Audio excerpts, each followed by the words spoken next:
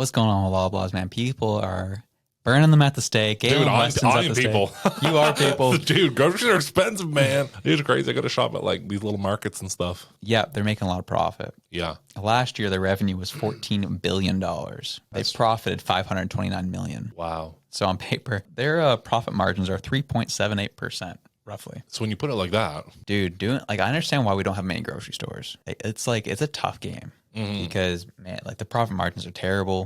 Theft is unreal. Like damaged goods happens way too often. Of course, that's just part of the game. Yeah, I'm not gonna lie, like I'm all for supporting the local grocery stores over the giant chains.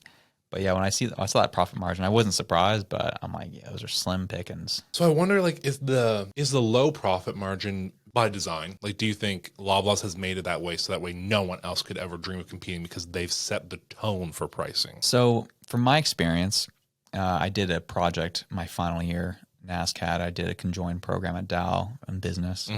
And I was doing something with the grocery industry, and I had a few different supervisors and people who were like heavy CEOs and entrepreneurs, and they killed me on like not thinking strong enough, not thinking smart enough, and they just kind of like lectured me and like educated me on the grocery space. And just because groceries are groceries, like you really can't mark up your groceries that much, or people are going to revolt, as we're seeing. Yeah.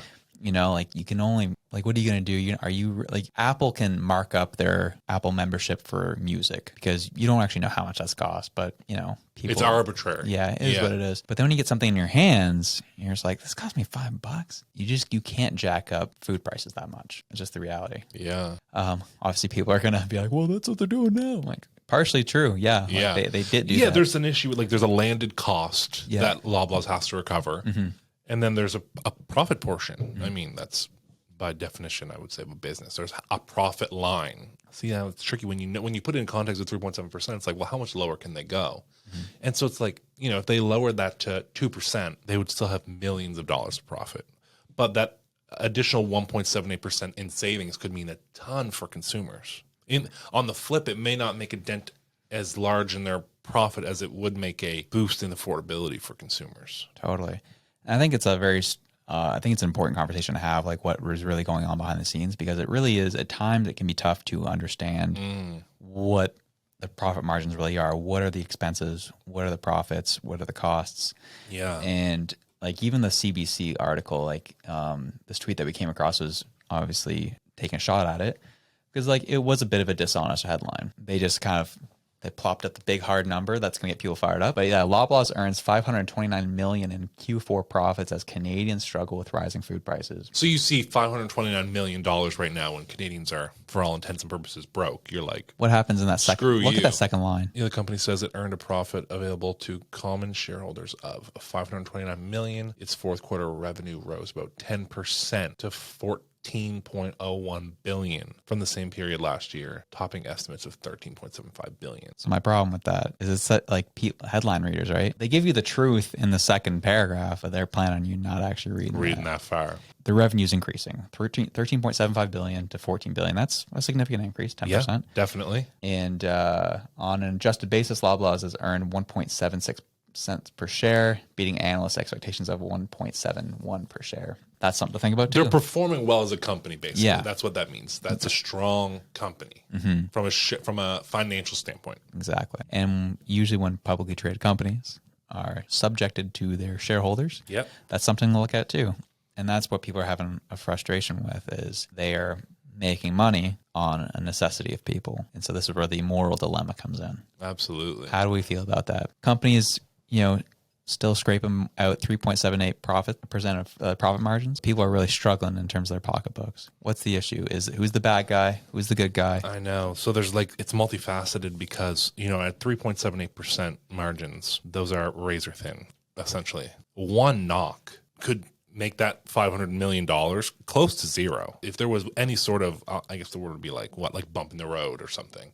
That could have a really negative effect, which in turn would just increase the cost of groceries. You know, and then there begs another question, which is, on those razor thin margins, is there just is the issue what people are being paid? Are people, maybe the issue is with minimum wage, or maybe there's an issue with inflation, people's money not being worth as much as it once was. Like the cost of those goods may have gone up. It might be an issue with the cost of goods sold being higher than before. So therefore, to maintain that small profit margin, the overall price goes up. Or in my opinion, it seems like it's an issue of all of that combined.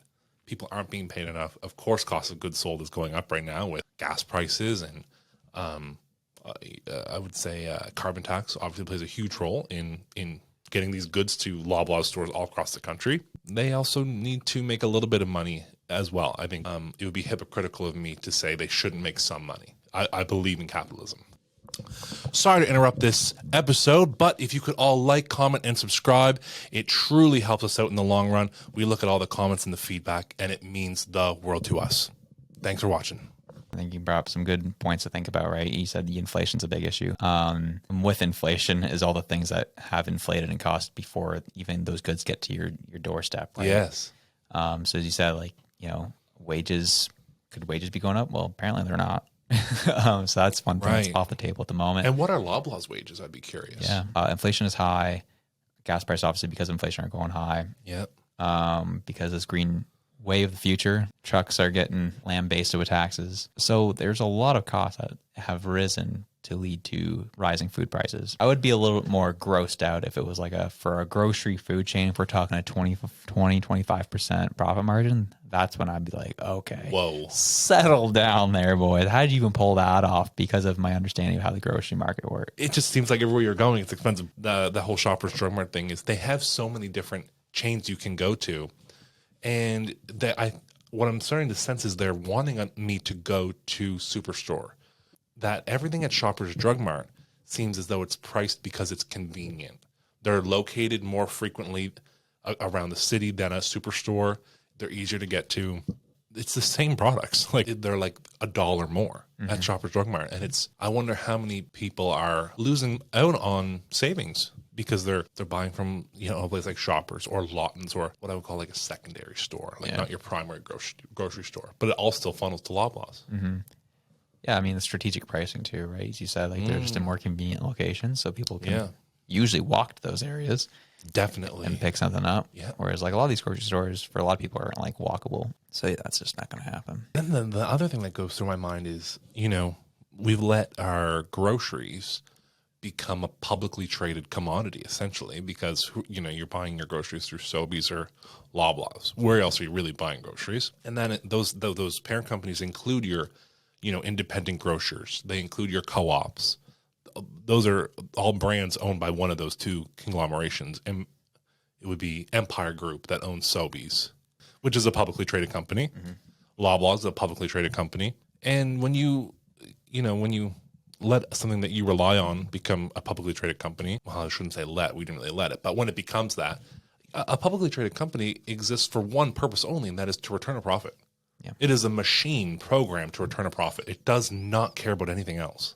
It's much more ruthless than a small business who lives and works in the community they serve, whose kids go to school in the community they serve. Like we talk often about Arthur's, the one down on Hollis Street. That's a small grocer who is just owning their own business, trying to feed their family, like the people who are shopping there. So they have a reason to care. Loblaws, they couldn't care less about you. They don't even know who we are. No one in those stores in a high position cares either. They're paid and programmed to just feed the beast, and that's what we've got. We've got a bunch of grocery chains that are not out to feed us, but to just make money.